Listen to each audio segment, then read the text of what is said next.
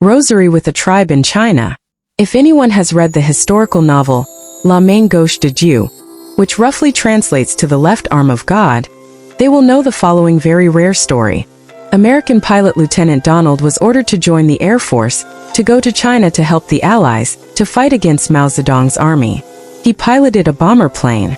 After dropping bombs at a location under Mao Zedong's control, his plane was hit by anti-aircraft fire.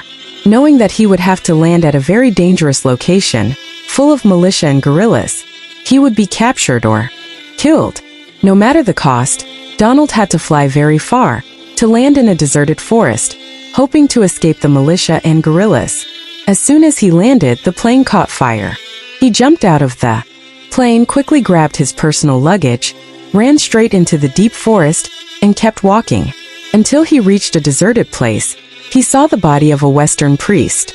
Moved by the sad death of the priest, he dug up the ground and buried him properly. Then he took the black robe of the dead priest Sutan, put it on and pretended to be a priest. If he was caught, he would just say he had lost his way. He might not be killed, and maybe he would be taken to the nearest bishop's palace. Then he would explain his situation. After walking a long distance, he saw a group of children herding cows. He approached to see if there was a village there. Then he would ask to stay. Anyway, they would welcome him or let him stay for 1 or 2 days. He did not expect a very strange arrangement. The children herding cows were Catholic children. Each of them wore a rosary with a cross around their neck. He was surprised that in the middle of the deep forest like this, why was there a Catholic village? One of the children saw the priest coming. They shouted and ran back to the village to report the news. The villagers came out in large numbers, happily welcoming him as a priest. They told stories about their ancestors who were Catholics, but for generations, they only knew how to keep their religion according to their ancestors' traditions, which meant that every morning, they would listen to the gong, gather at the church to pray the rosary to honor the Virgin Mary, and then watch the Mass, which was celebrated by the patriarch like a real priest. This lasted for several generations. Religion, for them, was considered a traditional religion passed down from father to son.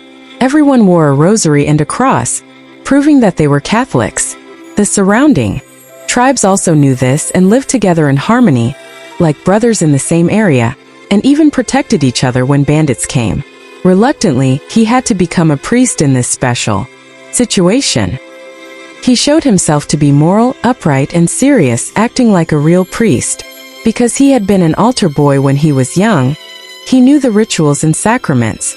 Every morning he rang the bell to gather the parishioners, recited the rosary, celebrated Mass, and heard confessions just like a real parish. He also established associations and taught very carefully, so that no one knew he was a fake priest. Several years had passed.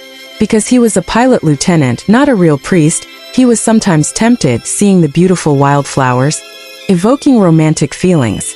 But looking down, he saw that he was a priest. He had to try to keep his soul from being tainted, and set an example for the parishioners. Therefore, he had to live like a real monk. The Nanjing diocese was informed that a priest had come to take care of the parish and the tribe. So they sent a delegation to investigate to find out the truth. He knew that if the matter fell through, it would cause countless bad examples. So one day he asked to go back to the bishop's palace to present all the truth, and asked to leave this place. But to maintain prestige with this simple and rustic parishioners, the bishop's palace would send another priest to replace him, and absolutely not say anything about him being a fake priest. Then after the 2 priests handed over, he would quietly leave in a very peaceful way. The bishop's palace accepted his request. That was La Main Gauche de Dieu. Comment. The rosary is a strange remaining seed here as well as in Japan, which we mentioned in the previous article. Around the 14th and 15th centuries, there were also missionary priests who went to preach in the East, even to China. But then because of the ban on religion, some priests fled to remote areas. Here they taught religion to the new parishioners, and spread devotion to the Virgin Mary with the rosary. Therefore, the custom of praying the rosary has existed since that time. As we see when preaching in Vietnam, wherever the missionaries or Dominicans spread first of all devotion to the Virgin Mary through the Rosary.